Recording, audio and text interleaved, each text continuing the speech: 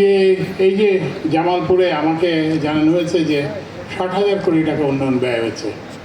তো আপনারা এই যে কোনো একটা জেলায় যদি ৬০,০০০ কোটি টাকা বিনিয়োগ হয়, সেই জেলার চেহারা তো এরকম থাকার কথা না। আমি ২০০৮ সালে যে জামালপুরকে দেখে গেছি এবং আমি এখানে খুব একটা পার্থক্য দেখতে পাইনি। ২০০৮ সালে যে জামালপুর ছিল, আজকে ৮-৭-১৭ বছর পরে একই জায়গায় আছে। তো এখন হচ্ছে যে আমাদের অবস্থা হয়ে গেছে যে ওই যে সেই নাসিরুদ্দিন হোসজার গল্পের মতো, ওই যে বিড়াল এসে কাবাব খেয়ে ফেলছে, অ্যাকচুয়ালি স্ত্রী খেয়ে ফেলছে, মানে নাসিরুদ্দিন হোসজা বাইরে থেকে মসজিদ থেকে আসার আগ পর্যন্ত। তো এসে জিজ্ঞাসা করতেছে যে কী ব্যাপার, যাওয়ার সময় দেখলাম তোমার কাবাব বানাচ্ছ, সুগন্ধ পাচ্ছিলাম, তো এখন কাবাব কোথায়? তো তখন হোসজার স্ত্রী, উনিও চালাক প্রত্যুৎপন্ন মতি মহিলা, তো উনি বললেন যে বিড়াল খেয়ে ফেলছে। তো হোসজা তখন করলেন কি যে বিড়ালটাকে ওজন দিলেন। তো দেখা গেল যে যে পরিমাণ কাবাব বানানো হয়েছে বিড়ালের ওজনও একই সমান। তো তখন উনি বললেন যে যদি এটা বিড়াল হয় তাহলে কাবাব কোথায়, আর যদি এটা কাবাব হয় তাহলে বিড়াল কোথায়?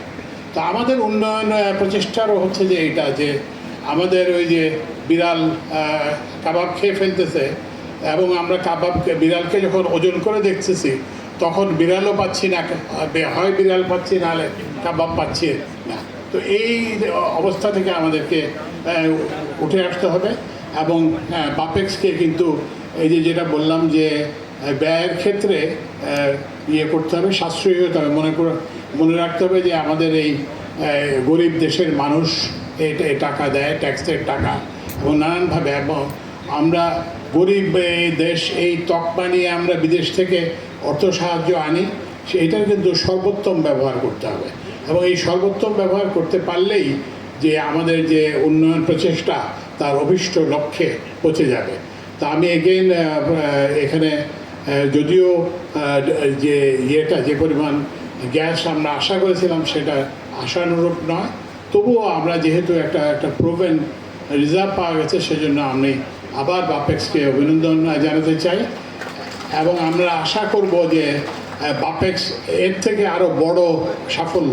এখন কিন্তু আমাদের দরকার যে এমন গ্যাস ক্ষেত্র আবিষ্কার করা যেখান থেকে 2টি CF 3টি CF, আগে যেভাবে আমরা বিবিএনআতে পেয়েছিলাম কিংবা জালালাবাদে পেয়েছিলাম 3, 4, 5 TCF-এর গ্যাস রিজার্ভ পাওয়া প্রয়োজন।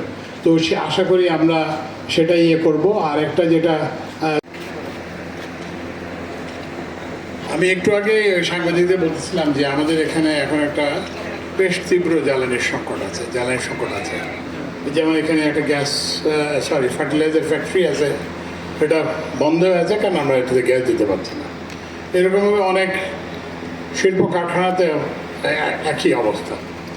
তারপরে আমাদের অনেক বিদ্যুৎ প্ল্যান্ট আছে যেগুলো মানে গ্যাস ভিত্তিক বিদ্যুৎ প্ল্যান্ট, যেগুলো বসে আছে কিন্তু গ্যাসের অভাবে সেগুলো চালানো যাচ্ছে না।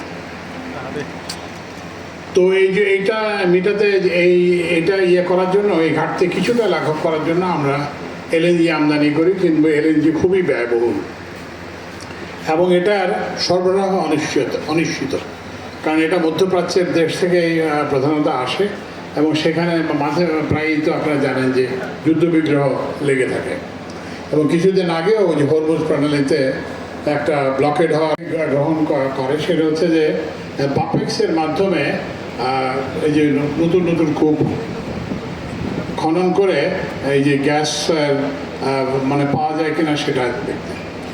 তো অনেক দিন ধরে সবাই বলতেছিল যে বাপেক্স নিগৃহীত, বাপেক্সকে উপেক্ষা করা হয়েছে, বাপেক্সের যে শক্তি এবং সম্ভাবনা সেটাকে কাজে লাগানো হয়নি।